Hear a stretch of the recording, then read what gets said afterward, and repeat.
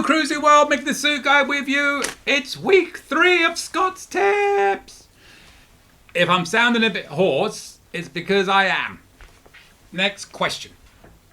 All right, we've had 8 great tips from Scott so far over the last 2 weeks. We're going to see if we can emulate the first 2 weeks in the last week. We got 4 more. Here we go. Number 1 this week. On the topic of popular venues. Onboard activities can draw a big crowd, especially when the ship is at full capacity. You may have no interest in superhero trivia or naming that Motown song. I do. Not the superhero stuff on the Motown song. That's my thing. But you can bet that if it's going on in the Red Frog pub or at Summer Landing, then the area will be packed. This tip should go without saying, but I need to say it anyway. Leave those areas to the people who want to be there for those events. During my recent cruise on the Panorama, I saw 2 groups sitting at tables and playing board games at Ocean Plaza while a trivia contest was going on. Every single table was taken, and there were even people sitting on the floor, but those groups paid no mind, even though they could have decamped and found a suitable place for their games anywhere else on the ship. On another occasion, a woman took up a table for 4 through an entire trivia game, but did not participate, and then it became clear that she was holding the table because she wanted to play one of the upcoming trivia games. These shenanigans have no place aboard a ship. Please read the room and don't take up sought-after tables unnecessarily. Little bit of a controversial one for me there, because I kind of get both sides on that one. I guess the answer to the question, Scott, is that if they know it's going to be busy and you want to get a seat, maybe you do want to go a bit early. However, I would at least take part in the first one just to feign interest. So people couldn't say that you were just there for that. Like the lady that came for the later trivia, try the first one. What if you only get one? Hey, you had to go. It's got to be more interesting than just sitting there, right? It's a very valid point. We were just on the Legend just now. We were in there and they were doing trivia, and there was actually a group playing cards in the Red Frog pub. And it was packed, and it was standing room only, and people were sharing tables. And they not only were playing cards, but they were laughing, talking out loud all the way through the trivia, which was rather off-putting. And one person made her feelings very clear on that one. I get it. And I kind of see both sides to an extent, because people want to get there to get their table for, especially if it's going to be a really popular one. Like the Name That Song ones are always really popular. The Friends trivia is usually really popular. Some of the lesser ones, not so popular.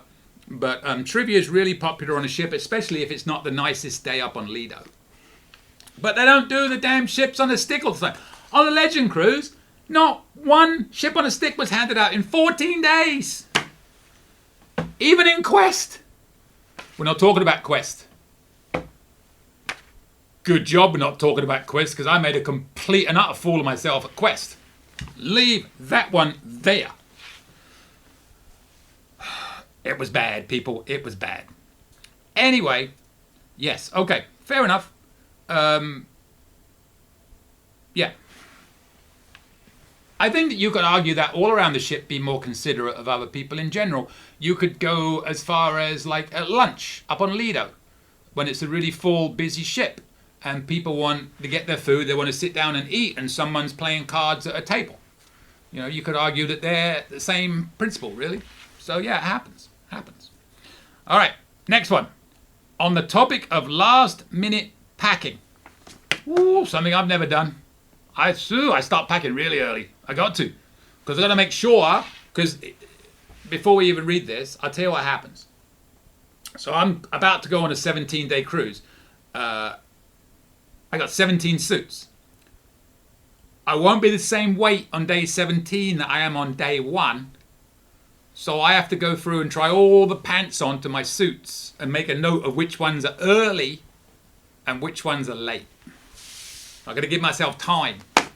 Right now, as we speak, because I record these quite a way in advance, I may or may not have a couple of pairs of pants in for alterations to make them slightly larger.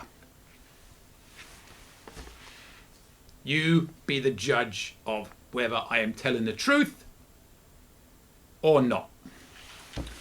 Next up, I didn't even start reading the damn one out yet. Here we go. On the topic of last minute packing, if you're not lucky enough to live near a cruise port, then you'll probably have to fly in the day before. Never fly in the day of. Never fly in the day of.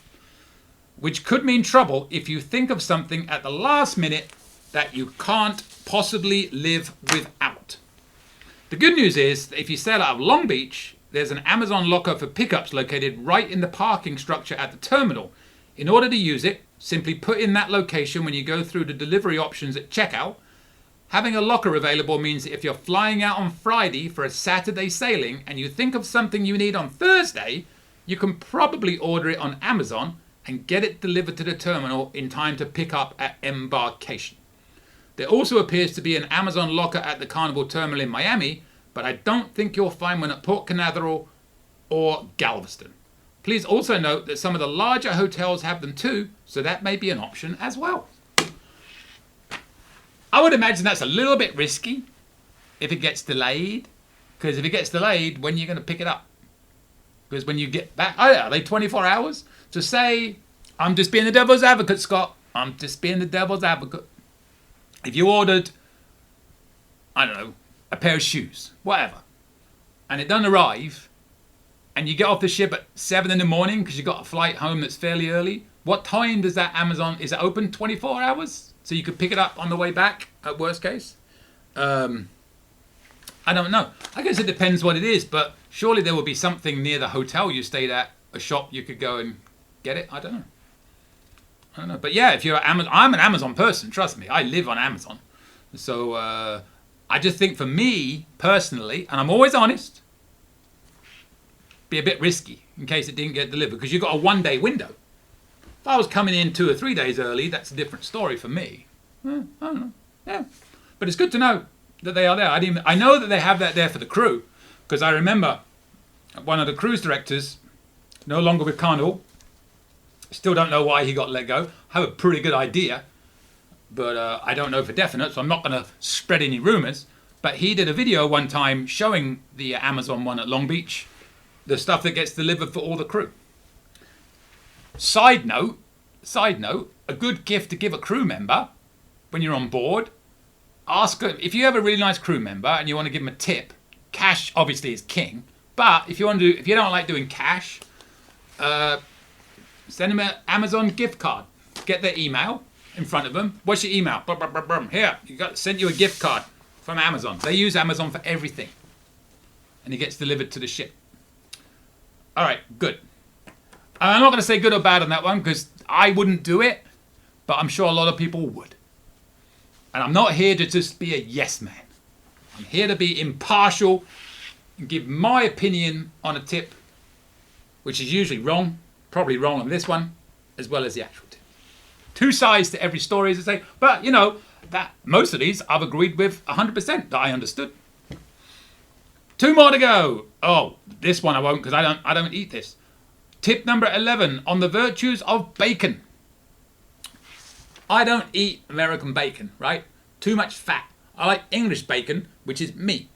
End of story. I'm going home to England. I'm going to have eggs, bacon and mushrooms for breakfast every morning. The mushrooms in England, proper flat mushrooms, have really good flavour. Imagine a portobello mushroom 10 times nicer. In my opinion. But none of that fat-filled, greasy bacon rubbish. Whatever. In my opinion. I know you Americans love your bacon. Not me. Before I share this tip, I will force you to listen as I rant about the availability of bacon at the breakfast buffet. Bacon was restricted after the pandemic with a promise that change was only temporary. Here we are now 2 years later and Carnival still only serves bacon every second day, which I find unacceptable. Now that everyone knows my thoughts, here's my tip. The Blue Iguana makes breakfast burritos every morning and they're good. However, they never have bacon, which in my opinion is a key ingredient. So if you want a burrito and it happens to be bacon day, go to the buffet first and put some bacon on a plate, then head to Blue Iguana. When you get to the front of the line, the crew will gladly put your bacon into your burrito while onlookers pout with jealousy. Not me. Tip within a tip. Do not eat any of the bacon that is on your plate. You are merely a steward, and that bacon is going back into a food service area. So for the sake of hygiene, don't send any of your germs with it. I'm going to read that again because I didn't really follow that one. Tip within a tip. Do not eat any of the bacon that is on your plate. You are merely a steward, and that bacon is going back into a food service area. So for the sake of hygiene, don't send in any of your germs. Oh, I get it. You're handing it over, so you got to hand it over untouched, so it doesn't get germs into the service area. I have to read it a couple of times sometimes. That is a very thoughtful tip, Scott. I wonder how many other people would think of that. Excellent. Hygiene, very important. All right, so there you go. We had this challenge we were going to do. We didn't think of it till late in the cruise, but there's a big group of us go on a cruise every year, and we actually had this idea that next time we cruise, we'll have a little competition where, for lunch, everybody's going to go around whatever place they want and try and make the best composition from the different places and present it as a, who made the best compilation of food, composition of food, whatever you want to call it, from the offerings available. A little bit of this, a little bit of that, a little bit of this, put it on the plate. Here we go. We'll probably do it next time. Although our next group one together is going to be on Virgin, and their food is so good, there's no need to. Anyway, we've only got one more. I feel sad, Scott. I feel sad because it's been excellent. The only one I didn't agree with was the Amazon. And it's not a case of not agreeing with it. Well, I haven't read this one yet. Don't run before you can jump. Or walk, whatever the word is. I don't know. Let me get this one out of the way and then we'll go. Right, number 12. On the perils of shore excursions. Our last cruise made a stop at Cabo San Lucas, but a hurricane was blowing out at sea, and the captain decided at the last minute to keep everyone on the ship because of rough conditions for the tenders. There was much grief and hand-wringing, but nowhere more so than among the passengers who had scheduled excursions outside of Carnival. They worried that they'd be out of luck getting refunds, and from what I could see on the cruise Facebook group, after they disembarked, that's exactly what happened for many passengers. Please note that I've never arranged a shore excursion outside of Carnival myself, but what I saw gave me pause about doing so in the future, and perhaps you could share your own wisdom on the topic. I certainly can.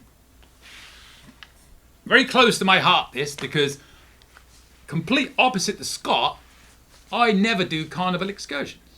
Now, go through a reputable company. My two favourites, Project Expedition, Tours by Locals. Tours by Locals, more if you have a few people, not just two, because they're a bit pricey.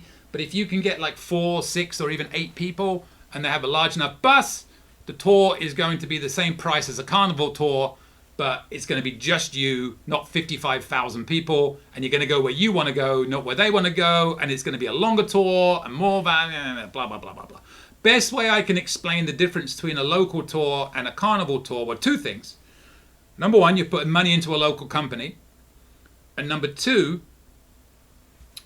we did a food, and I've said this before in these videos, we did a food tour in San Juan, and it was only Julie and I. So that was lucky. There's usually more, but not many more. While we were walking around the tour guide pointed at the Carnival group, which is about 30 people, and said they will be enjoying 2 less restaurants than we will because we have to pay Carnival such a large cut. We only have so much money to put towards the actual tour itself. So read into that what you will. Now, to the point that Scott made about missing it because you're on a shore excursion, your ship didn't go into port. Now that can happen, not just on a tender port. If the weather's bad in Grand Turk, they're not going to dock in Grand Turk, but there's not many local tours there. If you go with a company like a Project Expedition, like a Tours by Locals, they always offer you an insurance option where you can pay, a few dollars extra. It's not a huge amount, maybe 10% max of the cost of the tour at the time of booking it. That will cover you if anything like that happens. and you're still paying probably less or similar to Carnival, even with paying that extra money, and you're covered. There are many tours that will guarantee you, if you don't make it in, to cover your money if you didn't make it. It's in the notes. Carnival with shore excursions, and I could make this video 4 hours long, but I'm going to try and condense this as much as possible. Carnival with shore excursions try and scare you into like saying the ship will leave if you're not back at the port on time, blah blah blah. Look at the small print on almost all of these private tour companies. They know what Carnival does. They have their own back to ship guarantee. It's on the trip conditions and terms. It's there. It's on Project Expedition. It's on Tours by Locals. It's on all of them. Back to ship guarantee. If you don't see it, don't book that tour.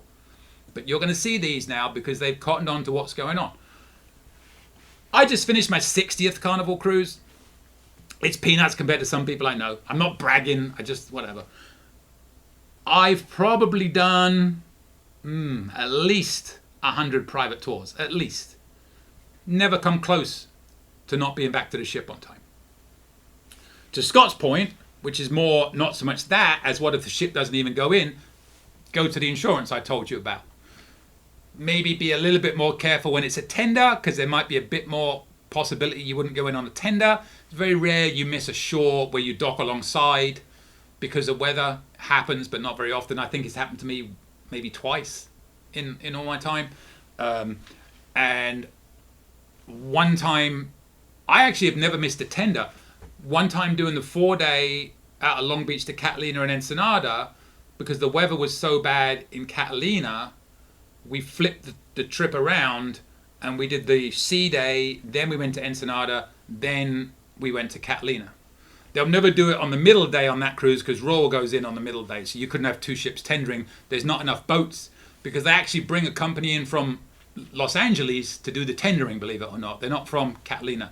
So they come in on Tuesday, they come in Monday night, and they will do the tender for Catalina for Carnival on Tuesday, for Royal on Wednesday, and then they'll go back on Wednesday evening, and then they'll repeat as the year goes on. So so just my advice would, I wouldn't say don't book Carnival excursions because of the risk of missing a port.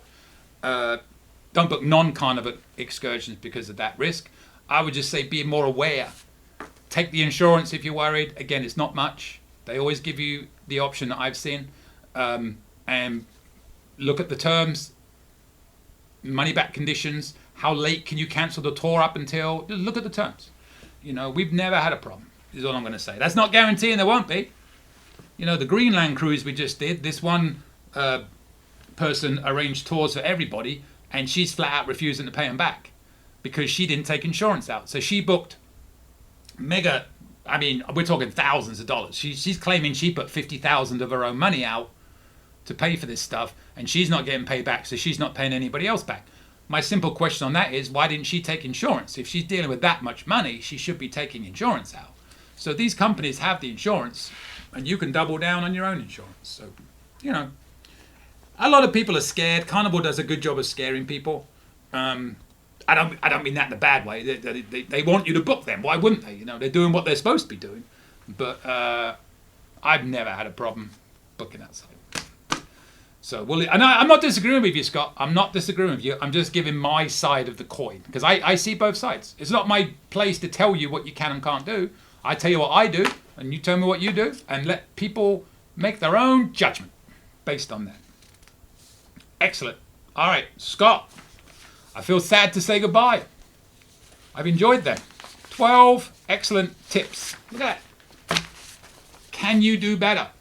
If you think you can, send me yours. My email is coming up at the end of this little video. Subscribe to my little channel and ring that little bell if you want to get notifications when these videos come out. Send me your traditions too.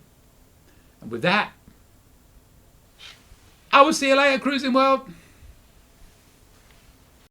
Any questions? Email me anytime. cruisingsuitguy@gmail.com. I promise I'll reply as soon as possible. Want to book a cruise or any type of travel? We are travel agents. Check out our site, elitetravelconnection.com, or email me, Mick@elitetravelconnection.com. We are here for you. Finally, subscribe, Please, pretty please. You know you want to. Go on. I won't beg you. Okay, I'm begging. Please. Subscribe! Thank you.